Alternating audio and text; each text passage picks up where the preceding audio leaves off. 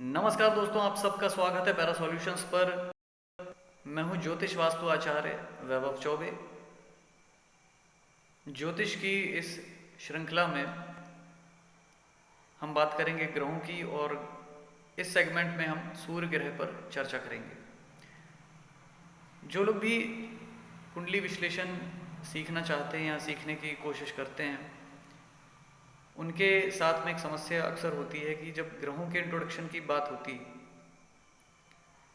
तो ग्रहों के जो कारकत्व हैं, कौन सा ग्रह जीवन की किन घटनाओं का या किन गुणों का स्वामी होता है, इसको याद रख पाना बहुत मुश्किल है। क्योंकि आप बहुत सारी बुक्स पढ़ेंगे तो उसमें एक ग्रह के नीचे बहुत सारी बातें दी होती है कि कोई सा ग्रह किस चीज़ का कारक होता है, और उसको याद कर पाना बहुत मुश्किल है। और इसमें मतभेद भी होते हैं, कई सारी चीज़ों में कारकत्व के मामले में मतभेद होते हैं कि भाई इस चीज़ का कारक सूर्य है या चंद्र है। तो इसमें भी सीखने वालों को बहुत कन्फ्यूजन होती है। तो उसका एक सिंपल सा तरीका मैं आपको बताऊंगा कि आप कैसे कारकत्व को याद रख सकते हैं, क्योंकि उसके पीछे का लॉजिक जब आपको समझ में आ जाता है तो किसी भी घटना की या देश काल परिस्थिति के अनुसार जो चीज़ें चेंज होती है, उसमें भी आप घटना को या किसी वस्तु को देख के समझ जाएंगे कि किस ग्रह के अंतर्गत ये घटना या ये वस्तु या ये व्यक्ति आ रहा है। तो आज हम सूर्य ग्रह की चर्चा करते हैं। देखिए दोस्तों, सूर्य जो है जन्म कुंडली में, इसको आत्मा का कारक बताया है। ये इसका अब की फैक्टर समझिए। जो भी सबसे प्रथम है, जो सबसे प्राइम है, जो लीडर है, जो बॉस है, जो मालिक है, वो सूर्य है। इतना आप याद रख लीजिए अपने दिमाग में, ठीक है। अब जब एक फैमिली हम देखते हैं, फैमिली की बात करें तो घर का जो मुखिया होता है, ट्रेडिशनली वो घर का जो पिता होता है वो घर का मुखिया माना जाता है। ट्रेडिशनल तरीके से बता रहा हूँ, ज़रूरी नहीं माता भी घर को लीड कर सकती है, बहुत से केसेस में होता ही है। किसी साम्राज्य का जो राजा होगा वो सूर्य है, घर में पिता है वो सूर्य है। तो आप देख सकते हैं कि जो एक पुलिस की बटालियन होती है, उसका जो सुपरिटेंडेंट ऑफ पुलिस है या पुलिस कमिश्नर है, वो सूर्य के अंतर्गत आएगा। क्रिकेट टीम है या कोई भी स्पोर्ट्स की टीम है तो जो कप्तान होगा, कैप्टन होगा, वो सूर्य के अंतर्गत आएगा। सरकार की अगर बात करें तो स्टेट का जो चीफ मिनिस्टर है वो सूर्य के अंतर्गत आएगा। पूरे देश की बात करें तो जो प्रधानमंत्री होते हैं वो सूर्य के अंतर्गत आएंगे। बल्कि जैसे मैंने बताया कि भाई सुपरिटेंडेंट ऑफ पुलिस, अब मान के चलिए कि उदाहरण लेते हैं, पुलिस वाले 3 4 5 पुलिसकर्मी हैं और किसी ऑपरेशन के लिए वो गए हुए हैं और सभी कांस्टेबल हैं उसमें, तो उसका जो हेड कांस्टेबल अगर कोई लीडर होगा उनमें, तो वो भी सूर्य के अंतर्गत आ जाएगा, भले वो बहुत बड़ा ऑफिसर नहीं है। तो किसी भी समूह का जो लीडर होगा वो सूर्य है। इतना आपको समझ में आ गया। अब कारकत्व पे इस नियम को कैसे लगाना है, पहले बात करते हैं हम बॉडी पार्ट्स की। शरीर में, शरीर के विभिन्न अंग किसी ना किसी ग्रह से संबंधित होते हैं। तो शरीर में सबसे प्राइम कौन सा हिस्सा होता है जिसके ज़रिए शरीर के सारे अंग काम करते हैं, जिसके हुक्म पर, उसकी आज्ञा पर? तो ये कौन सा हुआ? ये हमारा जो मस्तिष्क है, ये सूर्य के अंतर्गत आएगा। हालांकि और भी ग्रहों का इसमें इन्वॉल्वमेंट रहेगा, लेकिन प्रथम जो है प्राइम, इसमें सूर्य यहाँ का कारक होगा। फिर और कौन सा ऐसा प्राइम ऑर्गन है जो जिसके यानी रुकने पर पूरा शरीर रुक जाएगा, मर जाएंगे हम? तो हमारा जो हृदय है, हार्ट है, ठीक है। दिल की धड़कन, अगर दिल की धड़कन चलनी बंद हो गई, कुछ सेकंड के लिए भी बंद हो गई, तो क्या समझेंगे हम कि इंसान मर गया? तो ये सूर्य के अंतर्गत आ गया। अब इसके अलावा सूर्य में एक और हम तत्व देखते हैं कि सूर्य जो है आग का गोला है, वो एक तरह से ना अग्नि तत्व का कारक है। तो थोड़ा कुछ बातें वहाँ से भी जोड़ेंगे। जो हमारा जो जठराग्नि होती है, डाइजेस्टिव फायर जो होती है, वो भी सूर्य के अंतर्गत आती है। तो प्राइम रोल, तो बॉडी पार्ट्स में चीज़ें आ गई। फिर आग है तो रोशनी भी है। तो हमारी जो आंखें होती है, रोशनी से संबंधित होती है। किसी चीज़ पर जब रोशनी, लाइट पड़ती है और हमारी आंखों से टकराती है, तो वो जो है तभी हमारी आंख उसको देख पाती। तो आंखों का काम है रोशनी को ग्रहण करना। और आईसाइट की हम बात करते हैं तो जो आईसाइट होता है उसका कारक भी, यानी कि जो आंखों की रोशनी होती है उसका कारक भी जो है सूर्य होगा। ये समझ में आ गया आपको? ये बॉडी पार्ट्स की बात हो गई। कुछ केसेस में स्केलेटन को, जो हमारा जो हड्डियां होती सूर्य के अंतर्गत ही माना जाता है क्योंकि इसी पर पूरा शरीर टिका हुआ है। लेकिन उसमें और भी किसी ग्रह की बात होती है, वो आने वाले एपिसोड में मैं आपको बताऊंगा। अब इसके बाद में जो खाद्य सामग्री होती है, खाने के जो आइटम्स होते हैं, उसमें सूर्य किन चीज़ों का मालिक है।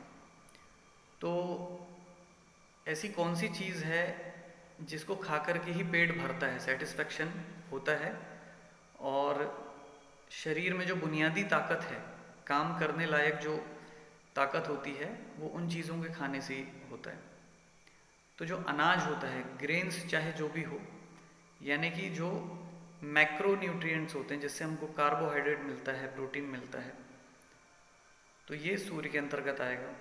कुछ लोगों के दिमाग में ये भी आ सकता है कि जो गेहूं होता है वो भी तो सूर्य के लिए बोला जाता है। तो जब हम अनाज के अंतर्गत ही सभी ग्रहों को बांटेंगे तब सूर्य गेहूं का जो है लॉर्ड होगा, उसका मालिक होगा।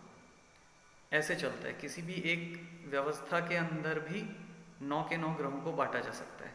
लेकिन अगर ओवरऑल खाने पीने की बात करें तो जो अनाज होता है वो सूर्य के अंतर्गत आएगा। ये क्लियर हो गया आपको? और क्यों हुआ ये भी मैंने बता दिया।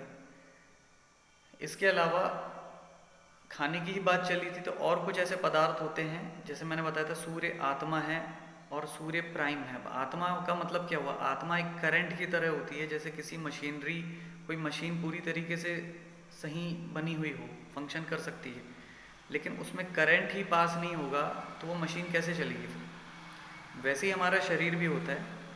भारतीय जो योग, आयुर्वेद आदि दर्शन है, हमारी जो अपनी मान्यता है उसके अनुसार आत्मा के द्वारा ही शरीर चलता है। अगर आत्मा चले गई तो शरीर भी काम नहीं करेगा, चाहे उसके ऑर्गन्स चल ही रहे हों। आपने बहुत सारे केसेस में देखा होगा कि ऑर्गन्स ठीक ठाक वर्क करते हैं, इसलिए तो मरने के बाद भी हम डिफरेंट बॉडी पार्ट्स को जो है, जो ऑर्गन्स होते हैं उसको डोनेट कर सकते हैं, मतलब कि ऑर्गन काम कर रहा था। लेकिन आत्मा नहीं है, करंट नहीं है।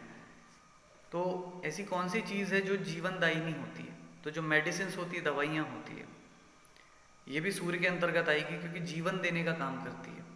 ठीक है, आप देखते होंगे जब कोई पौधा मुरझाने लग जाता है, चाहे उसको आप पानी दे रहे हैं या खाद आप दे रहे हैं, लेकिन सूरज की रोशनी जब आप उसको नहीं दे पाते हैं तो वो प्लांट मुरझाने लगता है। जैसी सूरज की रोशनी पड़ती है, लाइट पड़ती है, तो फिर वो फूल जो है वो खिलने लग जाता है। रात में भी आप देखेंगे कि फूल मुरझा जाते हैं, सुबह फिर खिल जाते हैं। तो इस सूरज की रोशनी का जो फोटोसिंथेसिस की जो क्रिया होती है सूर्य से ही होती है। तो इसलिए ह्यूमन बॉडी में भी अब जो दवाई हम जो भी खाएंगे, चाहे वो कोई भी दवाई हो, लिक्विड फॉर्म में हो, सॉलिड फॉर्म में हो, वो सूर्य के अंतर्गत ही आएगी। तो फार्मा फील्ड का भी जो कारक होता है वो सूर्य होता है। अब मैंने जो और उदाहरण आपको दिया कि करंट है, आत्मा को करंट से मैंने उसकी तुलना करी, तो प्राकृतिक अगर हम देखें प्रकृति में कौन सी चीज़ें सूर्य के अंतर्गत आती है, तो लाइट तो आ ही गई। लाइट चाहे आर्टिफिशियल वो लाइट हो या सूरज की रोशनी हो, वो सूर्य में ही आएगी। और जो करंट होता है, हालांकि इसमें भी कुछ लोग के मतभेद रहते हैं, कुछ लोग शनि को कह देते हैं, राहु को कह देते हैं, लेकिन वैसा नहीं है। मैंने आपको लॉजिक देके पहले ही बता दिया कि करंट का काम क्या होता है, हमारे जीवन में करंट का रोल क्या है। और करंट कहीं पे जिस जगह पर बिजली गिरती तो आग हो जाती है, वहाँ पे आग जल जाती है। पेड़ों में बिजली गिरती तो आग लग जाती है, तो आग पैदा हुई ना उससे। तो करंट का भी जो कारक है प्रकृति में वो सूर्य है, रोशनी का कारक जो है सूर्य है। ये क्लियर हो गया आपको? कुछ केसेस में जो लकड़ियाँ होती है वो भी सूर्य में आती है। मैं इसको पर्सनली हालांकि फॉलो नहीं करता, लेकिन एक जानकारी के लिए मैंने आपको बता दिया। तो प्रकृति में हमने देख लिया कि सूर्य हो गए। अब प्रोफेशन में हम चलते हैं। तो ये जितनी भी चीज़ें मैंने अभी तक आपको बताई है कि लीडरशिप जो हो गया, तो शासन प्रशासन जो गवर्नमेंट होती है और गवर्नमेंट से रिलेटेड फील्ड जो भी है, क्योंकि आम जनता का जो हम लोगों का जो भी सोसाइटी का फंक्शन होता है वो गवर्नमेंट ही उसको रेगुलेट करती है। तो वो हेड कौन हुआ? वहाँ पे गवर्नमेंट हुई, सरकार जो कहते हैं हम। तो इसलिए सूर्य जो है ये गवर्नमेंट का कारक होता है। तो जो भी जितने भी टाइप की गवर्नमेंट जॉब्स होती हैं उसमें सूर्य का प्राइम रोल रहेगा।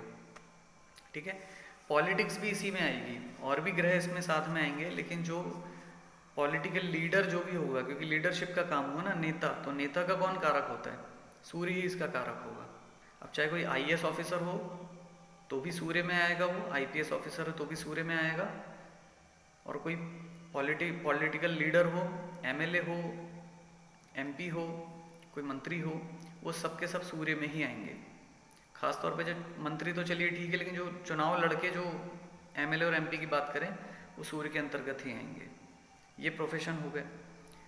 अब बिजली का मैंने आपको बता दिया था, तो इलेक्ट्रिक का जहाँ पे रोल होता है इलेक्ट्रिसिटी का, वहाँ भी सूर्य आ जाएगा। लेकिन खैर चूँकि उसमें फिर मशीनरी एंड ऑल बहुत सारी चीज़ें आती हैं, तो उसमें और भी ग्रह होंगे। प्रोफेशन के मामले में पर्टिकुलर ग्रह बताना थोड़ा मुश्किल हो जाता है, लेकिन इलेक्ट्रिक से रिलेटेड काम होते हैं उसमें सूर्य का भी इन्वॉल्वमेंट होता है अन्य ग्रहों के साथ में, ये आप याद रखिए। फिर जो मैंने दवाई का आपको बताया, तो जो फार्मा फील्ड होती है वो भी सूर्य के अंतर्गत आएगी। तो ये चीज़ें क्लियर हो गई आपको। इसके अलावा जो धर्म का क्षेत्र होता है, धर्म यानी जब हम अपने कर्तव्य को या समाज सेवा, ये सारी चीज़ें, इसमें भी सूर्य ही वो नेचर इंसान का देता है, क्योंकि दान का भी कारक है। राजा के क्या लक्षण होते हैं? अच्छा राजा कौन होता है? तो जनता की जो सेवा करता है, जनता में दान देता है, उनके लिए कुछ करता है। एक अच्छा नेता भी उसी को कहा जाता है। तो ये भी सूर्य जो है ये इसका कारक होता है। रिलेशनशिप की बात करें तो घर का, वही पहले ही बताया मैंने, जो पिता होते हैं और जो बॉस होंगे आपके, वो सूर्य के अंतर्गत आएगा। आपके जो इष्ट देवता होते हैं, स्वामी जो भी होते हैं, वो भी स्वामी हुए ना आपके, स्वामी देव जो भी हैं। और परमात्मा का ही, बल्कि अगर ज्योतिष में देखा जाए तो कारक सूर्य ही होगा, क्योंकि जब आत्मा का ही कारक सूर्य है तो परमात्मा का कारक भी सूर्य ही होगा। तो ये रिलेशनशिप आप सूर्य के अंतर्गत आप ले सकते हैं। ये रिलेशनशिप की बात हुई। अब एजुकेशन की बात करते हैं, तो एजुकेशन में जो फील्ड मैंने आपको बताई है, जैसे सरकारी जो गवर्नमेंट एग्ज़ाम्स होती है तो उसमें कौन से सब्जेक्ट आते हैं। जो आर्ट साइड के हम जो पूरे सब्जेक्ट ले लें, जिसमें हम इकोनॉमिक्स पढ़ते हैं, पॉलिटिकल साइंस है, सोशियोलॉजी है, बीए वाले जो सब्जेक्ट होते हैं, बीए एमए वाले, ये सूर्य इसमें भेजता है। और भी ग्रह आएंगे इसमें, क्योंकि जितना इसमें आप डीप में जाते हैं तो कोई एक ग्रह पे चीज़ें डिसाइड नहीं होती है, लेकिन सूर्य इस तरीके का नेचर देता है इंसान का कि वो ऐसे सब्जेक्ट्स में, राजकीय जो सब्जेक्ट्स होते हैं उसमें इंटरेस्ट आपको आएगा, वो आप सब्जेक्ट्स लेंगे, बीए एमए या ये सब चीज़ें आप करेंगे। फार्मा रिलेटेड जो पढ़ाई होती है, बी फार्मा, डी फार्मा, ये जो कोर्सेज होते हैं वो भी, या मेडिसिन में कोई रिसर्च है कुछ है, तो वो भी सूर्य के इन्फ्लुएंस में ही आप करते हैं। और भी प्लैनेट्स उसमें देखे जाएंगे। और भी समाज सेवा के जो भी क्षेत्र हैं वो भी सूर्य के अंतर्गत आएंगे। तो ये सारी चीज़ें सूर्य देता है। तो हो सकता है कुछ चीज़ें छूट रही हो, क्योंकि मेरे जो वीडियो हैं वो स्क्रिप्टेड नहीं होते हैं, जैसा मन में आया मैं आपको जानकारी दे देता हूँ। तो इतनी जानकारी मैंने सूर्य को लेकर के आपको दी है। और कुछ आपको बातें लगे कि छूट गई है, कोई कन्फ्यूजन है, तो आप मुझे कमेंट करके आप पूछ सकते हैं, या व्हाट्सअप नंबर मेरा पिंड कमेंट में दिया हुआ है, डिस्क्रिप्शन में भी दिया हुआ है, उसमें भी आप मैसेज करके ये जानकारी आप ले सकते हैं, चर्चा आप कर सकते हैं जितना भी मेरे पास समय होगा। लेकिन आप कॉल मत करिएगा उस नंबर पे, ये कॉल बहुत सारे आते हैं। कॉल केवल अपॉइंटमेंट के बाद ही मैं कॉल की, मेरी ये थोड़ी प्रॉब्लम है कि मैं तभी दे पाऊँगा आपको, लेकिन व्हाट्सअप पे आप मैसेज कर सकते हैं। और ये वीडियो अगर आपको पसंद आया हो तो उसको लाइक करिएगा, और चैनल को ज़रूर सब्सक्राइब करें, क्योंकि ऐसे ही ज्योतिष वास्तु संबंधी जानकारियाँ वीडियो पे मैं आपको, चैनल पे आपको मैं देते रहूँगा। और अपने दोस्तों से आप वीडियो को शेयर भी कर सकते हैं। तो आज के लिए इतना ही, तब तक के लिए नमस्कार।